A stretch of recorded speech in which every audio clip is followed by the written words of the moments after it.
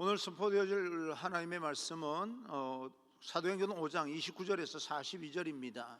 사도행전 5장 29절부터 42절까지 말씀을 교독하겠습니다. 제가 한 절 읽고 여러분이 한 절 읽고 그렇게 하겠습니다. 그렇게 하려고 했는데요, 이렇게 비율을 보니까 남자 여자 이렇게 비율이 비슷한 것 같아서 홀수는 남자가 읽고 짝수는 여자가 읽고, 남녀 구분을 하는 건 아니지만 그래도 될 것 같아서 조금씩 이제 이 코로나가 있으면 너무 단조롭게 하는 것 같아서 좀 변화를 줘야 될 것 같아요. 그래서 홀수 남자, 짝수 여자. 시작. 베드로와 사도들이 대답하여 이르되 사람보다 하나님께 순종하는 것이 마땅하니라.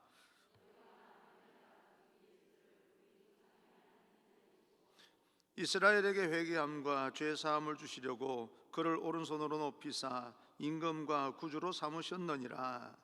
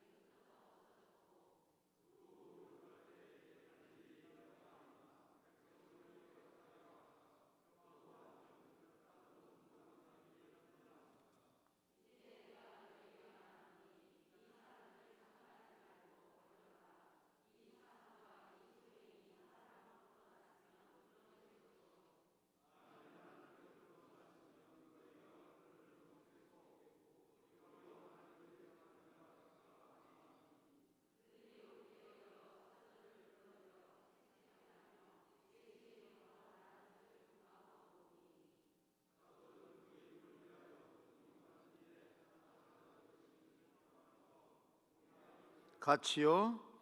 그들이 날마다 성전에 있든지 집에 있든지 예수는 그리스도라고 가르치기와 전도하기를 그치지 아니하니라. 아멘. 우리 앞뒤 좌우 인사하겠습니다. 축복합니다. 성령 충만 행복하십시오. 인사합니다. 성경 읽기를 이렇게 들어보니까 남자들이 개성이 강하네요. 보니까 우리 여자 성도님들은 이 운율이 맞아요. 이렇게 남자들은 안 맞아요. 각자 가요. 각자. 그 말은 제가 생각하기에는 확실히 이 여성들이 좀 더 세밀하고 잘 옆 사람 말을 잘 듣는 것 같아요. 남자들은요, 자기 할 말만 하고 끝내는 것 같아요. 그런 느낌이 들었어요. 막 남자들은 막 이렇게 이게 막 왔다 갔다 해요. 속도도 안 맞고 숨도 안 쉬고. 근데 여성들은 숨도 잘 쉬고 또 읽다 보면 기다릴 줄도 아는 그런 그게 필요하거든요. 제가 저는 실력이 없지만 전 실력이 없는 건 맞습니다. 우리 조진호 목사님이 이렇게 앞에서 찬송 인도하면 뒤에서 제가 이렇게 서서 마지막 찬송 따라 하잖아요. 제가 따라 하는 거예요. 그러면은 제가 안 그런 척 하면서도 앞에서 부르는 찬송을 들으면서 따라갑니다. 따라가려고 노력을 해요. 내 마음대로 이렇게 부르는 게 아니라 나보다 잘하니까 잘하는 사람을 따라가려고 노력을 해야 잘하게끔 들리지 않습니까? 그래서 이렇게 조금 이렇게 뒷전으로 조금 거리를 두고 부르는 소리를 들으려고 애를 쓰는데, 우리가 이 단순한 것 같지만 다른 사람의 음성과 말을 들으면서 살 필요가 있습니다. 그래서 획일적으로 가는 게 아니라 그걸 통일성을 이루기 위해서는 다른 사람의 말을 내가 해도 괜찮아요. 그렇지만 다른 사람의 말을 들으면서 그 속도를 맞추는 것도 대단히 중요합니다. 한 번씩 여러분 신경 써서 그렇게 한번 해보시면 좋을 것 같습니다. 어찌됐건 하나님 앞에 말씀을 듣고 또 하나님의 말씀에 순종하여 결단하고 하나님의 축복을 받기를 원하는 여러분 모두에게 하나님의 은혜가 충만하기를 주님 이름으로 축복합니다. 오늘은 고난을 통해 견고해지는 교회라고 하는 제목으로 여러분과 함께 하나님 주시는 말씀을 듣겠습니다. 첫째, 분별과 순종의 문제입니다. 하나님의 뜻을 찾는 것을 분별이라고 이야기합니다. 어떤 것이 하나님의 뜻일까라고 하는 것을 찾는 것을 분별이라고 이야기합니다. 그리고 하나님의 뜻을 따르는 것을 순종이라고 말합니다. 하나님의 뜻을 알고 따르는 것이 신앙생활 중에 굉장히 중요한 측면입니다. 문제는 우리가 분별을 해야 되는데 이게 하나님의 뜻인지 아닌지 분별을 해야 되는데 분별을 해야 될 때 자기 생각에 가지고 있는 그 고정관념 때문에 지금은 분별해야 되는데 순종해버리고 맙니다. 자기가 생각하고 있는 게 있는 거죠. 하나님 뜻하고 상관없이 내가 생각하는 대로 움직이는 것을 자기 나름대로 순종이라고 이야기하면서 분별을 해야 될 때 순종을 해버리고, 우리가 하나님의 뜻이 분명해서 순종해야 되는데 자기가 그렇게 하기가 싫으니까 자꾸 하나님의 뜻이 어디 있나요 분별하려고 합니다. 우리 이 두 사이에 갈등이 있어요. 분별과 순종 사이에 일어나는 갈등이 있습니다. 이 삶의 어떤 신앙생활에는 분별할 때 분별하고 순종할 때 순종하는 데서 아름다운 역사가 일어나는데, 분별해야 될 때는 순종이라고 나서고 순종해야 될 때는 분별한다고 나서니까 갈등이 일어나게 되는 겁니다. 때로는 하나님께서 분명하게 우리에게 말씀하셔서 우리는 순종해야 될 것 같은데 그걸 분별의 문제로 그렇게 해석하는 경우가 있습니다. 반대로 우리가 이것은 분별해야 될 문제를 분별하기 전에 순종으로 행동으로 먼저 옮기는 경우가 있습니다. 여러분, 분별과 순종, 이 분명한 두 가지 사이에서 하나님의 뜻을 분명히 알고 신앙생활 해가면서 아름다운 열매를 맺는 그런 우리가 되어야 됩니다. 오늘 성경을 통해서 우리는 그 부분을 조금 우리가 살펴볼 수 있겠는데, 대사장들이요 베드로와 사도들을 위협하는 협박 앞에 베드로가 외칩니다. 29절입니다. 29절, 베드로와 사도들이 대답하여 이르되 사람보다 하나님께 순종하는 것이 마땅하니라. 사람보다 하나님의 말씀을 순종하는 것이 마땅하다라고 말합니다. 그러면 이 말은 무슨 말인가 하니, 우리가 인생을 살아가면서 어떤 결정을 하게 될 때, 결정을 할 때 결정을 이렇게 선택을 해나갈 때 따라야 될 두 권위가 있다는 겁니다. 사람의 권위가 있고 하나님의 권위가 있습니다. 이 두 권위 앞에, 사람과 하나님 사이 앞에 이제 기로에 어떤 것을 선택해야 될지 그 선택의 기로에 놓여 있는 이 사도 제자들의 모습을 오늘 성경 본문에서 말하고 있는 것입니다. 많은 사람들은 하나님과 사람 사이에서 하나님의 말씀에 순종한다 그러면서도 하나님과 사람 사이에서 갈등을 합니다. 하나님의 말씀에 순종할 것인가, 사람의 지도를 따를 것인가. 많은 경우 더 헷갈리는 것은 그 사람이 굉장히 파워풀한 리더십을 가지고 있을 때, 또 교회에서 어느 정도 포지션이 있어서 그 사람 말을 듣지 않으면 안 될 것 같은 그런 위치에 있을 때, 우리보다 훨씬 더 연장자일 경우에, 가정에서는 남편일 경우에, 부모일 경우에, 신앙의 연조가 굉장히 오래된 사람일 경우에 우리는 그 사람의 말을 들을 것인가, 하나님의 말씀을 들을 것인가 라고 하는 데서 분별하기가 어려워집니다. 많은 경우 사람의 경우를 보게 되면 참 그럴듯해 보일 때가 있습니다. 항상 모든 것이 가능해 보이고, 저 사람이 추진하면 모든 것이 다 가능할 것 같아, 잘 될 것 같아, 있음직해 보이고 괜찮아 보이는 때 그 사람이 말을 하면 그 사람 말을 들어야 되는가 보다 라고 생각할 때가 있습니다. 하나님의 뜻을 분별하기도 전에 말입니다. 둘째, 나는 무엇을 선택할 것인가? 오늘 성경 속에 베드로도 교회가 이미 굉장히 많이 부흥을 했습니다.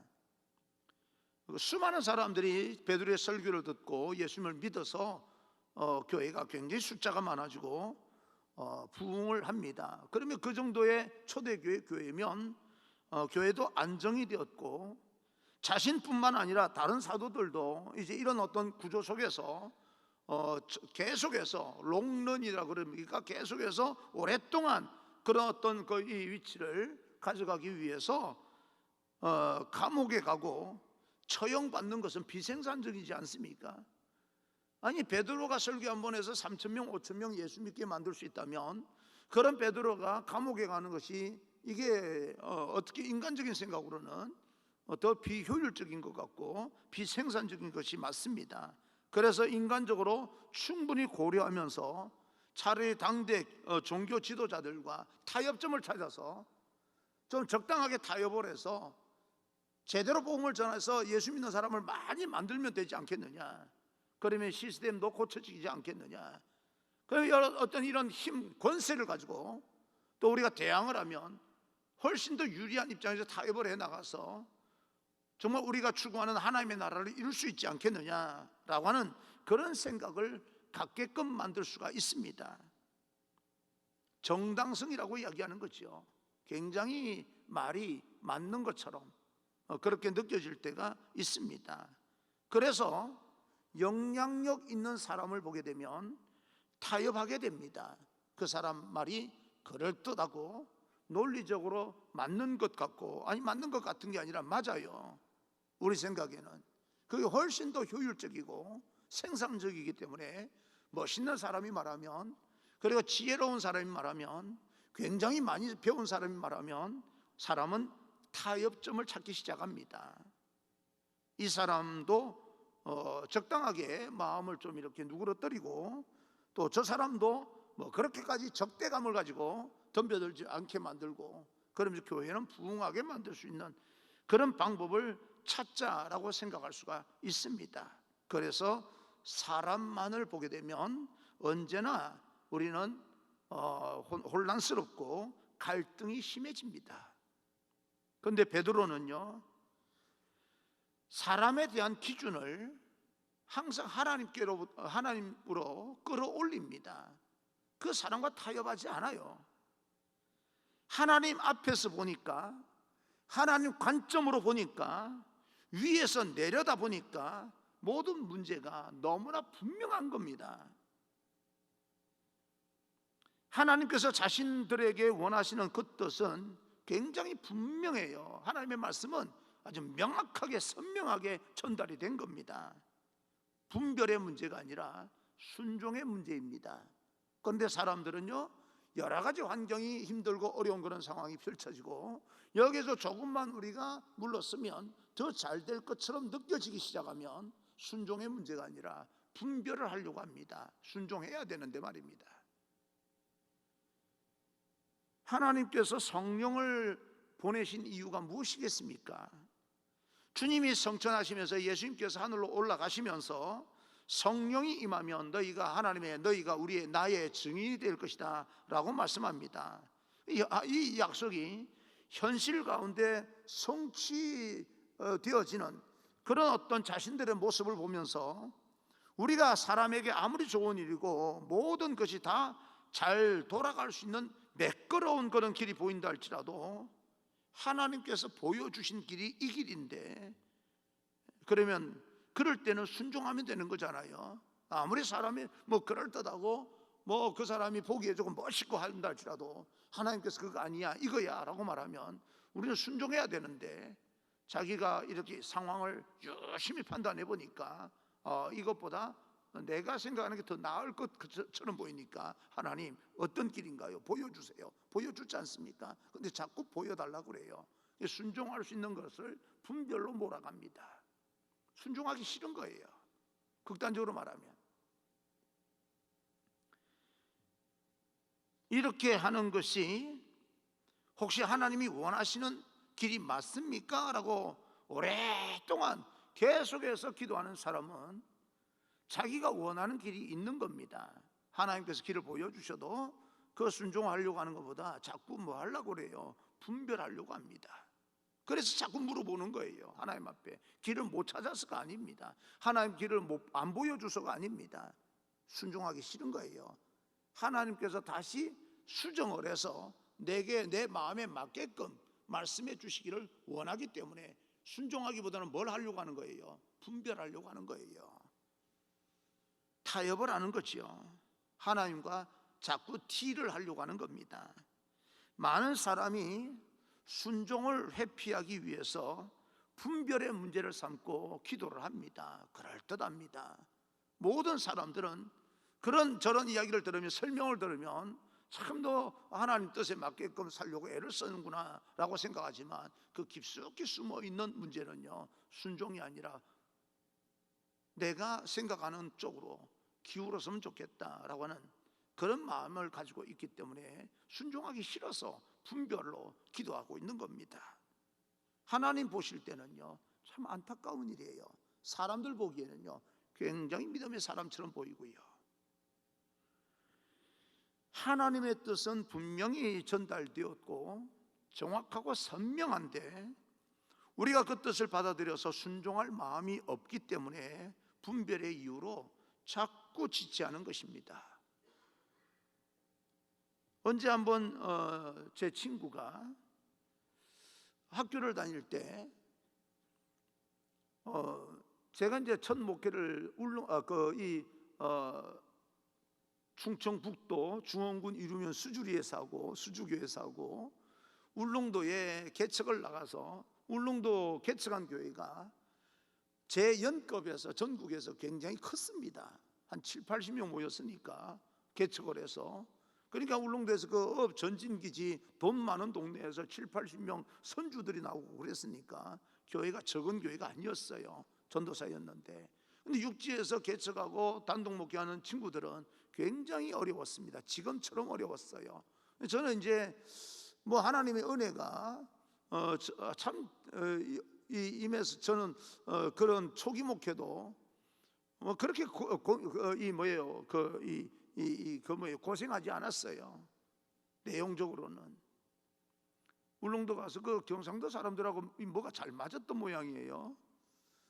요즘 우리 그 부목사님 중에 한 분이 알코올 중독 있는 분에게 조금 괴롭힘을 당한다라고 하는데 집에 와서 막 좀 이렇게 그러는 모양이에요. 같이 사는 동네 사람이.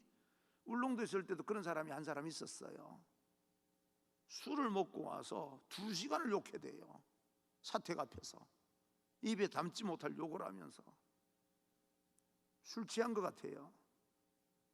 그래서 2시간 동안 듣고 있다가, 전도사 때였으니까 2시간 동안 듣고 있다가 속으로 마음에 이상한 이 사탄이 주는 마음이 생겼어요.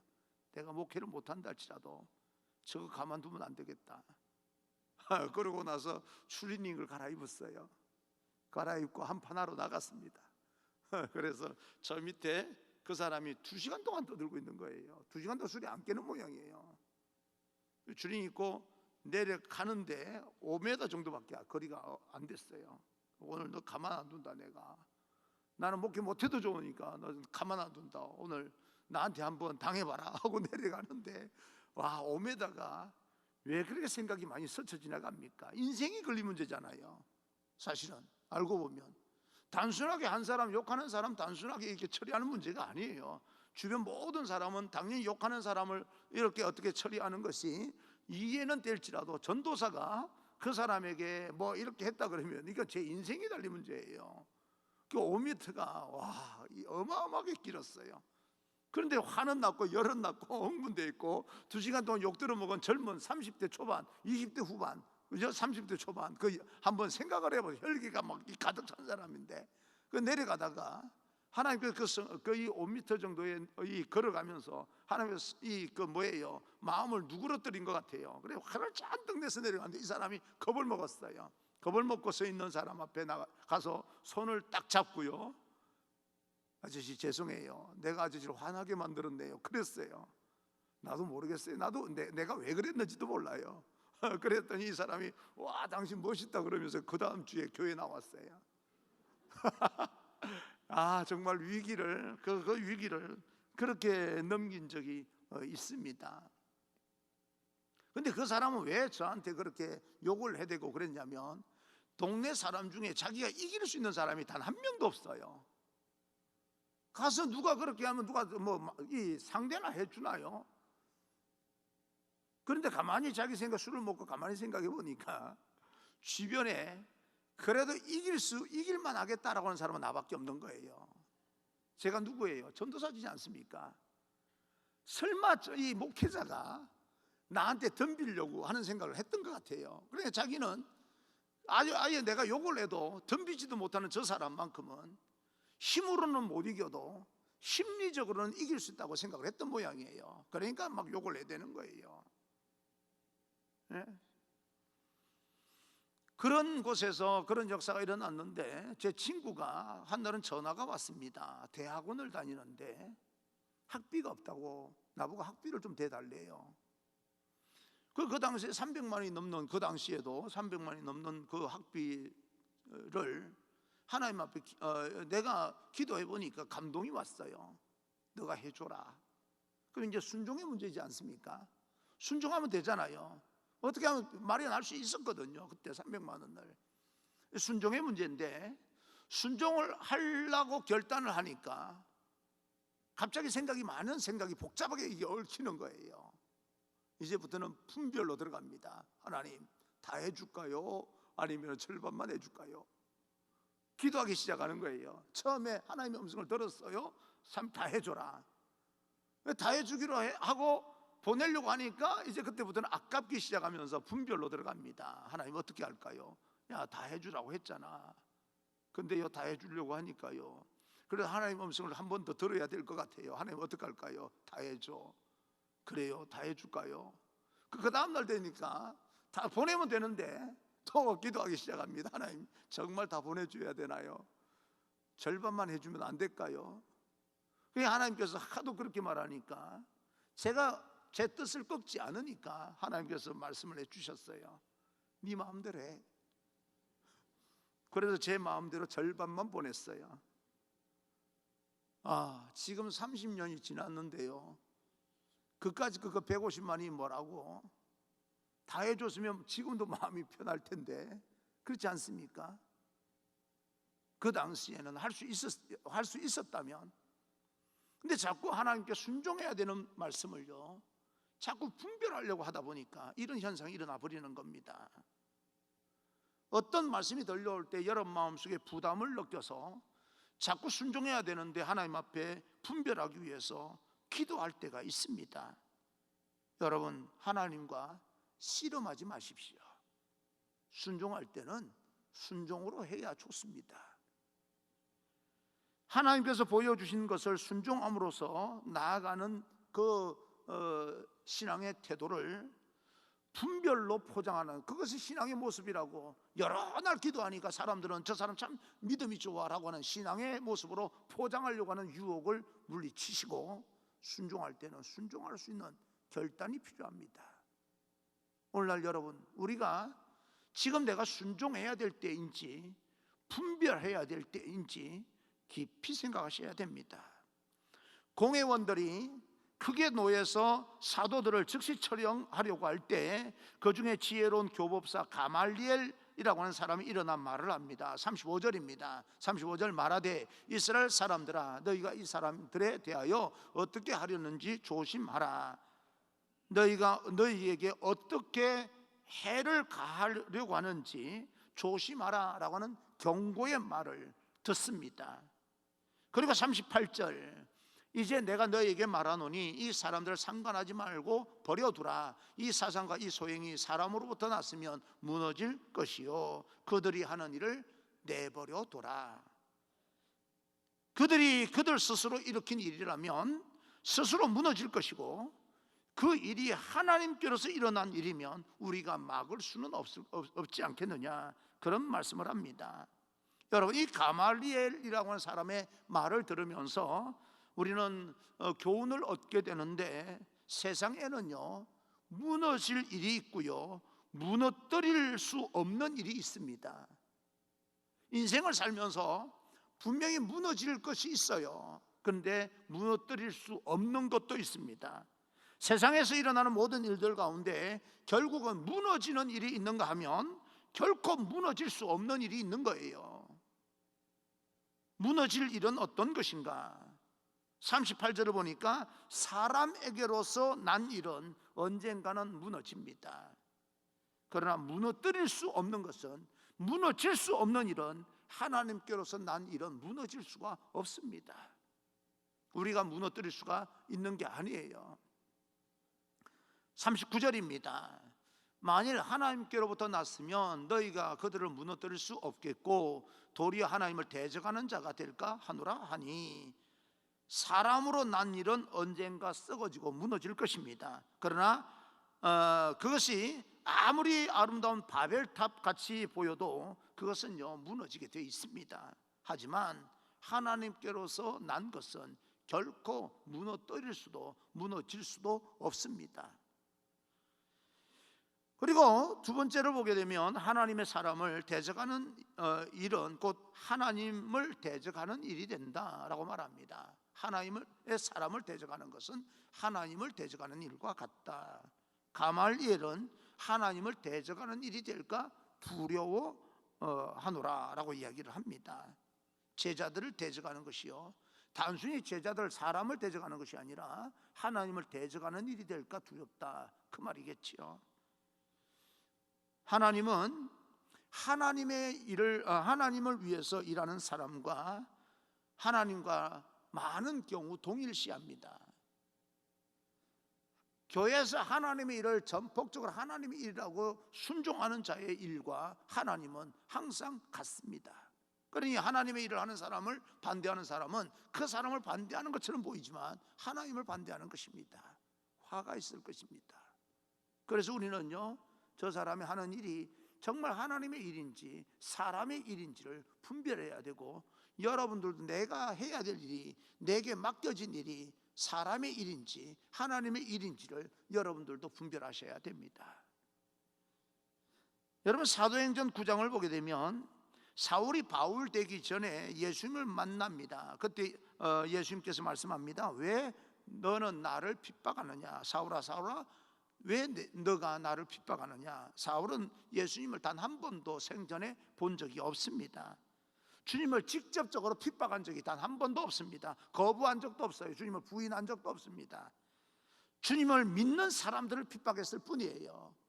주님을 믿는다라고 하는 사람들, 그렇게 고백하는 사람을 잡아가두고 그런 사람을 넘기는 것 뿐이었지 예수님을 단 한 번도 본 적이 없습니다. 그런데 주님은요, 나를 믿는 그들을 핍박하는 것이 곧 나를 핍박하는 것이다.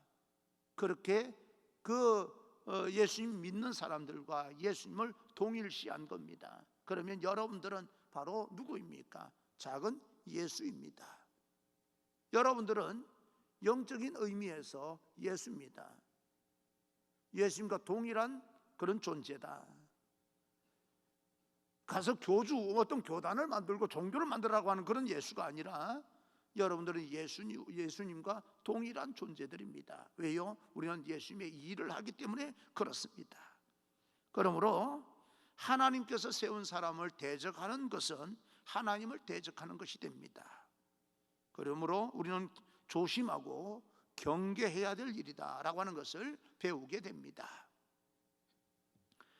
셋째, 고난을 통해 얻는 유익이 있습니다. 사람들이 가말리엘 이 말을 경청함으로써 사도들을 채찍질하고 놓아주게 됩니다. 명분이 없으니까, 놓아줄 명분이 없으니까 채찍질하고 놓아줘. 그냥 놓아줘도 되는데 굳이 또 명분을 만들어서 그렇게 놓아줍니다. 41절 42절, 사도들은 그 이름을 위하여 능욕받는 일에 합당한 자로 여기심을 기뻐하면서 공회 앞을 떠나니라. 그들이 날마다 성전에 있든지 집에 있든지 예수는 그리스도라고 가르치기와 전도하기를 그치지 아니하니라. 여기서 보게 되면 두 가지 극단적인 모순된 주제가 나옵니다. 참 이 단어가 어떻게 함께 사용할 수 있을까 하는 그런 전혀 조화를 이룰 수 없는 그런 단어 두 개가 나오는데요, 능욕받는 일과, 능욕이라고 하는 단어가 나오고요. 그 다음에 기뻐하면서, 기쁨이라고 하는 단어가 나옵니다. 능욕과 기쁨이라고 하는 것은 함께 할 수 있는 단어가 아닙니다. 서로 결합할 수 없는 주제예요.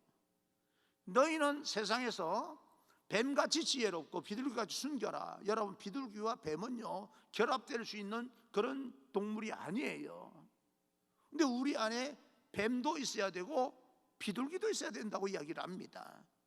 마찬가지로 이렇게 능욕을 받는 것과, 능욕을, 예수 사도된 그 이름을 위하여서 능욕을 받는 것이 뭐가 그렇게 기쁨이겠어요? 고통이죠. 자존심 상할 일이고 모욕적이고, 그런데도 불구하고 기쁨이라고 하는 단어와 결합이 됩니다. 모욕을 당하고 참 수욕을 당하는 그 상황에서 사도들은 가장 기뻐했다. 이게 가능한 일일까?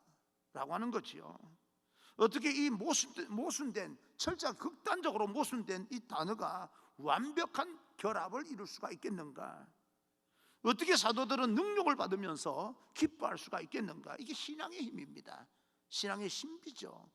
여러분, 우리는 단순하게 예수 믿고요, 세상 사람들이 그 어떤 세상 논리 속에서 여러분들이 이래저래 판단하지 않기를 바랍니다. 종교는, 이 기독교는 신비입니다. 어떻게 능력과 기쁨을 이렇게 완전하게 결합될 수 있단 말입니까? 이게 신비지요.